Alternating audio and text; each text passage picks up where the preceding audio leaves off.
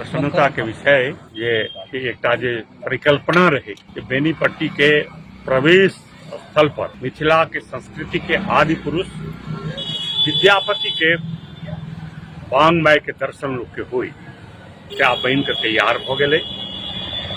एमे विद्यापति के मूर्ति तो बनलन है, और के ऊपर में विद्यापति के संग्रहालय है।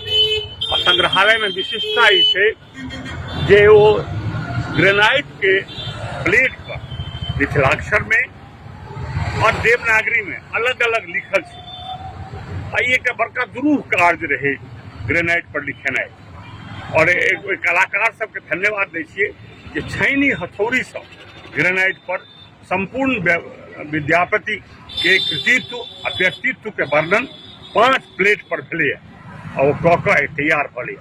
सामने में ऐतिहासिक संसार पोखर है, पोखर पूरा चार दीवारी के विद्यापति उद्यान के रूप में वो समर्पित थे। ये सब कार्य के लोकार्पण 18 जून का लोकार्पण 3 बजे में हेतै। हम सब लोग से निवेदन करे आबि कऽ भागीदारी बढ़े। ये सिर्फ सरकारी काज नहीं है, एमे जन सहयोग है। हमारे विधायक फंड से स्ट्रक्चर जरूर बनल है टावर के, लेकिन वो मूर्ति हुए ऊपर में जे भी आर्ट एंड कला है या जे वो जीवनी बनल है, सब जन सहयोग से मिले और आगा भी जन सहयोग से और होय के प्रयास। सरकारी फंड के तो लिमिटेशन है, स्टैच्यू अहाँ फंड से बना नहीं सके छी, बाकी प्लेट अहाँ बना नहीं सके छी। तो बेसी एमे जन सहयोग है, सबक सहयोग है।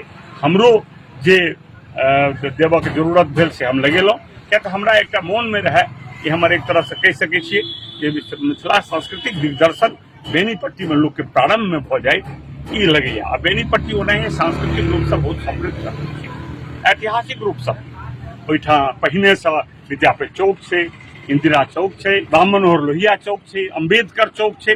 तेमे प्रारंभ में जे हमरा संस्कृति के ऐतिहासिक पुरुष है, आदि पुरुष है महाकवि विद्यापति, उनकर कृतित्व और व्यक्तित्व के दर्शन प्रारंभ में बेनीपट्टी के भ जाए। खासकर धन NH बन जेते तो और एकर शोभा बड़ा पैमाना पर बढ़ते से हमरा उम्मीद है। तै दुआरे ओकर लोकार्पण 18 जून 2025 का है। हम लोग सबसे निवेदन करे जे आओ विद्यापति के दर्शन करू। संग्रहालय में उनकर व्यक्तित्व और कृतित्व के मिथिलाक्षर में आ देवनागरी में वो जे कलाकार सब केलक है, तकरा देख कऽ ओकरा धन्यवाद आभार व्यक्त करू।